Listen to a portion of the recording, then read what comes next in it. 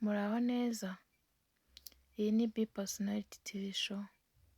Urakoze kuba uri kudukurikirana, turabashimiye cyane kandi tubahaye ikaze. Uyu munsi tuje kubaganiriza ku kintu gihangayikishije abantu benshi cyane cyane. Ni ukuvuga nyine mu ruhame, abantu benshi birabagora ugasanga byabaye imbogamizi. Ese waba warigeze ugira ubwoba bwo kuvuga imbere y'abandi? Reka tuvuge impamvu zibitera hanyuma dusoze tuvuga n'uburyo wabitsindamo. Icya mbere, ushobora gutekereza ko abandi bazagucira urubanza uburyo uvugamo, cyangwa se ukavuga ngo bazatekereza ko ibyo ndi kuvuga wenda nanjye ubwanjye ntazi ibyo ari byo. Icya kabiri, ushobora kwiburira icyizere ukavuga ngo se ibintu ngiye kubabwira ntabwo bashobora kuba babindusha, si bashobora kuba babiziho cyane kundusha ibyo bintu ngiye kubabwira. Icya gatatu, ushobora kuba ari ubwa mbere ugiye kubikora, icyo gihe nabwo hari igihe ugira ubwoba. Ikindi cya kane, ushobora kuba uri gutekereza ati se ninjya kuvuga ntabwo ndi bushyiremo amakosa? Ese ninshyiramo amakosa ntabwo biri bugaragare nabi, ntabwo bari bunseke? Ibyo nabyo bigatuma uvuga ngo ko mfite ubwoba, nyine ukagira ubwoba mu bigaragara no mu mutima, nyine ukanatitira rimwe na rimwe. Icya gatanu, ushobora kuba warigeze kuvuga imbere y'abantu wenda bakaguseka, bakakunnyega, ukavuga ati se noneho mana yanjye ninjya gusubiraho birumvikana, nyine uratinya ukavuga ati narakotoye, niko tubyita, narakotoye sinzongera kujyayo. Noneho nyine urumva umuntu asigarana ubwoba. Ibyo bintu byose nyine ni bimwe mu byo umuntu ashobora kuba bimutera kugira ubwoba mu gihe agiye kuvuga mu ruhame, ariko hari n'uburyo wabitsindamo. Ikintu ushobora gukora kugira ngo nyine ugire ubwo bwoba bugabanuke cyangwa se bunashire, ushobora kwitoza mbere yo kujya imbere y'abandi, wenda ukajya nko kuri kamera ukabyiga, ukavuga ati se kano ko naba nkoze nabi. Ibyo biragufasha kuvuga ngo ejo nyine uzaba wabirepesa nk'uwabirepese, nyine ubizi mu mutwe. Cyangwa se ushobora nko kubikora imbere y'inshuti zawe, ibyo nabyo nyine barakubwira ariko kano ntabwo uri kugakora neza. Ibyo bituma ejo unajya n'imbere wifite confidence uvuga ngo utuntu tw'utubazo twose nyine nagiye nukuramo. Cyangwa se ushobora kujya imbere ya miruwari, nabyo byagufasha nyine ukagenda nyine ukireba nawe ubwawe ukavuga kano ko naba nkakoze nabi, ko naba mpagaze gutya.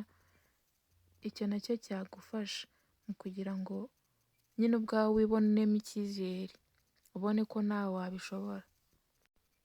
Icya kabiri wakora kugira ngo wumve nyine utinyutse kuvuga imbere y'abantu, nimba uzi ko uzajya kuvuga imbere y'abantu, banza ushyire ku murongo ibyo ngibyo, nyine utegure uvuge ngo nzajya imbere y'abantu, ese nzavuga ibiki?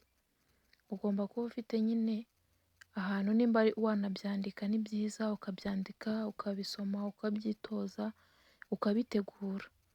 Icyo ni ikindi cyagufasha nyine kuba nubwo bwoba bwagabanuka, kuko uba uzi n'ibyo uzavuga. Ikindi gishobora gutuma nyine ubwo bwoba bugabanuka, guhumeka mbere yo kuvuga bituma utekereza neza kandi n'igihunga kikagabanuka.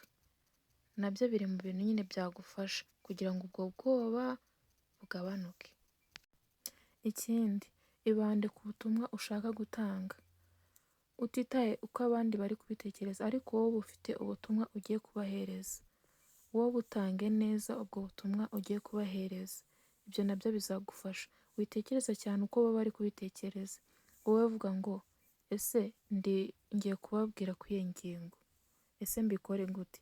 Ibyo bizagufasha kumenya neza cyangwa se kumva nta bwoba ufite, kuko wowe uzi ibyo ugiye kubahereza, uzi content wakireye wowe ugiye kubahereza. Ibyo bizagufasha kumva ubwoba bugabanutse bunashire, ugereho unabimenyere. Ikindi kintu ugomba kumenya mu mutwe wawe ni uko amakosa arakorwa n'abahanga barakora kandi agakomeza akavuga.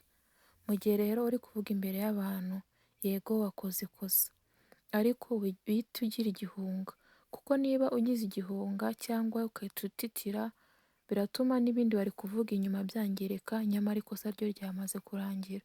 Menya ko rero amakosa nta bantu na bamwe baba badakora amakosa. Amakosa iteka araba niyo waba uri umuhanga, ntabwo amakosa yabura kubaho.